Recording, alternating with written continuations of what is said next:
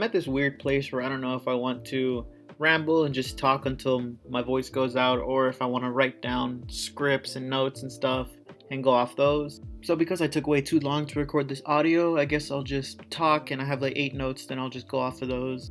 Resident Evil is the first game in a long while that I've just blasted through, like played pretty much most of the day without stopping. Even with Demon Souls, I took like a day break just because I was getting annoyed or I got bored of just fighting the same shit because I was dying or whatever. So my feelings on the game are pretty much extremely overwhelmingly positive. There's not much I really hated about it or anything I found sickeningly dumb or anything. I mean, it's Resident Evil, so you usually come to expect a goofy but semi-serious-ish plot with some action sequences and just fun. Usually what I come to when I play a Resident Evil game is just to have fun, which I did have a lot of here. I don't know about anyone else, but even when I was like a kid, I just assigned fun to Resident Evil games, even though the first one I played was 4, which was like horrifying when I was a kid, but still, it was a fun experience.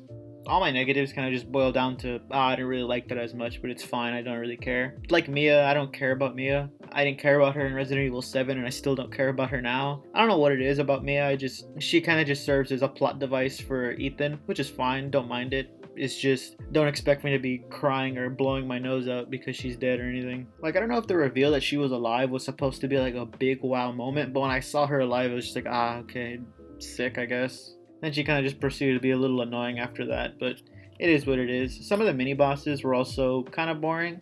I don't expect them to be like as bombastic as the main bosses because, it's in the name, mini-boss, but I don't know, I kind of wanted a little more, but maybe that's asking too much. The sisters, I can say for sure I didn't like those because they kind of just boiled down to, hey, shoot a window or open up the window and they're dead. Like, there was not much challenge there. Like, I had to use like 1 or 2 healing items to fight them, but overall it was just a dodge around until you've opened up a window and then just shoot like 8 shotgun shells if you've even upgraded it just a little bit, and they pretty much go down easily. I don't know about anyone else either, but that part at the beginning where you had to just survive was a little, not confusing, but just annoying because I wasn't aware of that, so I was just wasting all my ammo and healing when I could have just been holding up. I know like it should have been obvious by the 3rd death that you're supposed to hold up in a building and survive or whatever, but like it's not a negative, it's just annoying. The factor area was also lackluster to me because it was just confusing and jumbled. Like it didn't feel as put together and concise as Demitres's castle or Beneviento's house. Like it just felt like floors that were all connected somehow and shit was closing, and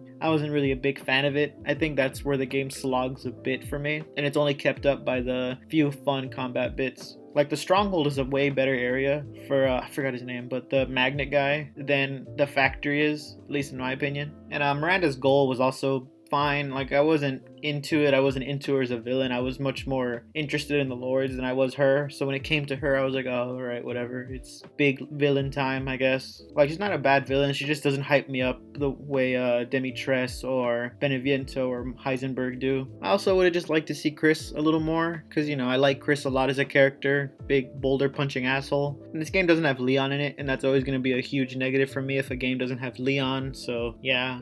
I can spend a lot less time on things I like because they really just boil down to I like everything, aside from what I just said I don't like. I've seen some people complain about Ethan as a character, and I don't really get it because I kind of like Ethan. I actually really I love Ethan more here than I do in the other game, because here he has that perfect mix of competent but also making the dumb mistakes that anyone else who isn't trained to deal with this would make. Like for me, Ethan feels a little more relatable just because unlike Leon in Resident Evil 2 where he is still making good decisions because he is trained as a cop and stuff like that, Ethan is making decisions that someone who isn't trained to fight shit at all would still be making. He does make selfish, dumb decisions, which I think adds not a lot of depth, but it adds more to him than just being the character stand-in that you're supposed to put yourself in the place of. I guess I can kind of see why someone wouldn't like the direction of Ethan's character, but I'm pretty fine with it. The gunplay and combat is also really fun. I'm not a huge fan of first-person shooters just because I'm not good at them anymore. I was in middle school, but I lost that edge. But the gunplay here doesn't feel as heavy or sloggy as it does in other games sometimes. Like in Cyberpunk, it feels pretty sloggy and heavy, but here it feels a lot more smooth and controlled. And I think that's most like exemplified in the boss battles, where I don't think you could have had those boss battles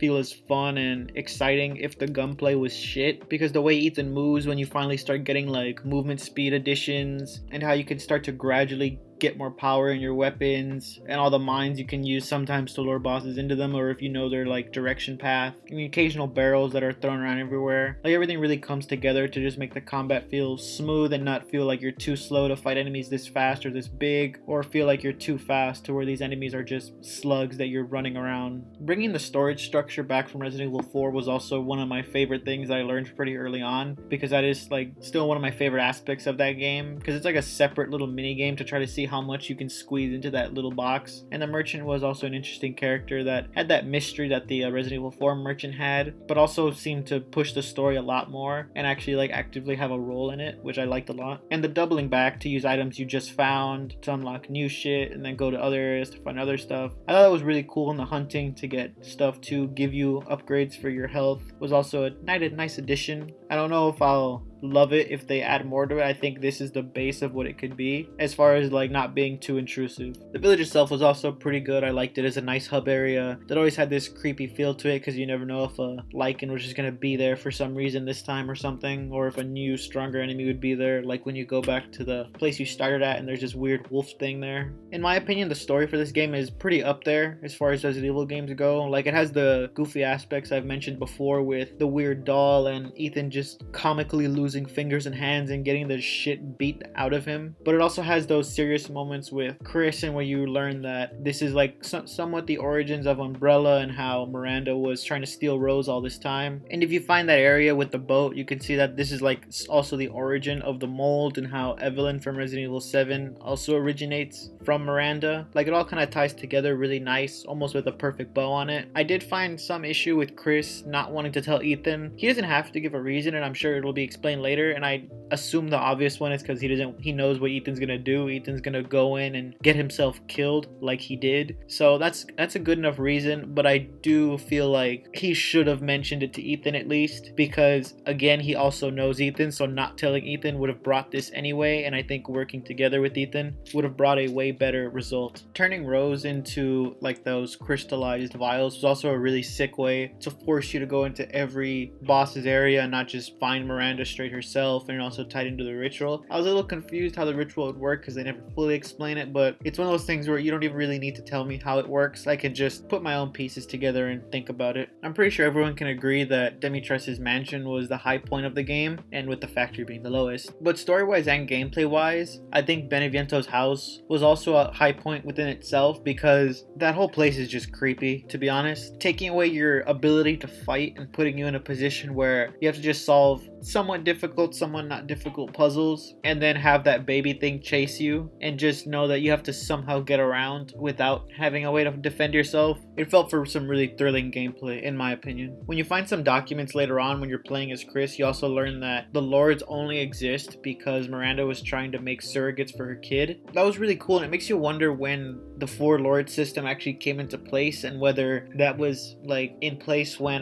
the creator of Umbrella was around there, and if not, just like what the timeline is on how the Lords were made. Like the story gives you just enough to answer most of the base questions that it poses, but it also makes you wonder a lot about just the general area. Like I really am hoping for some DLC just to spend more time in this setting. I haven't mentioned it at all since then, but the fish area was also pretty cool. Not as creepy or thrilling as Beneviento and Demetris mansion, but also not as annoying as the factory. It was kind of just a substandard area. It was okay. I didn't love it or hate it. I just had fun with it, and I was glad it didn't take up more time than it needed. The Fish Lord is also pretty cool. Like I didn't mind him. I don't think he's my favorite. I think it would go Dimitres, Heisenberg, Doll Lady, Fish Guy. But he's fine. There was always going to be that one Lord that was just meh, and he just happened to be that one. Like I said before, the story is really good, and it managed to keep me engaged the whole time. Even in my most favorite games, there's times where I sort of just drown out the story, like in Persona, where they're just talking a little way too much about nothing, or in Monster Hunter, where they're pretending like anyone really gives a shit about the story. Also, the reveal that Ethan was made of mold the whole time was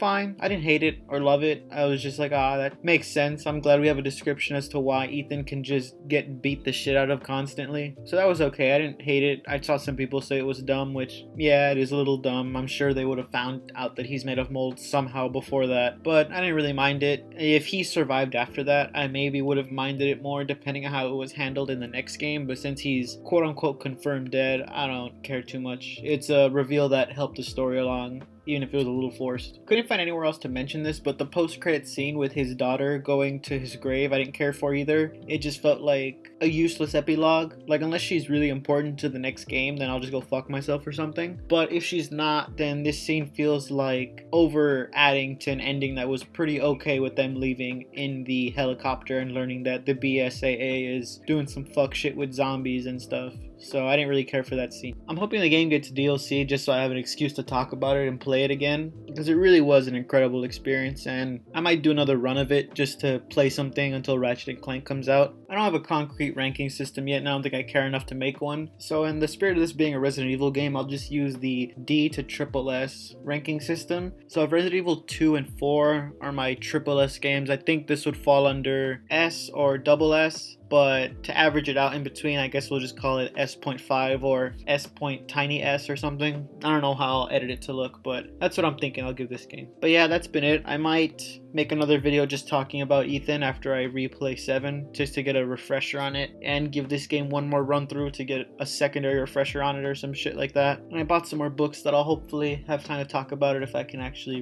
bring myself to read them. I'm trying to stick to shit that's just in the fantasy genre in general, not just the books. And that's only because I can make a lot more videos if I'm not focusing on books because I read slow. But yeah, I think that's it. See you.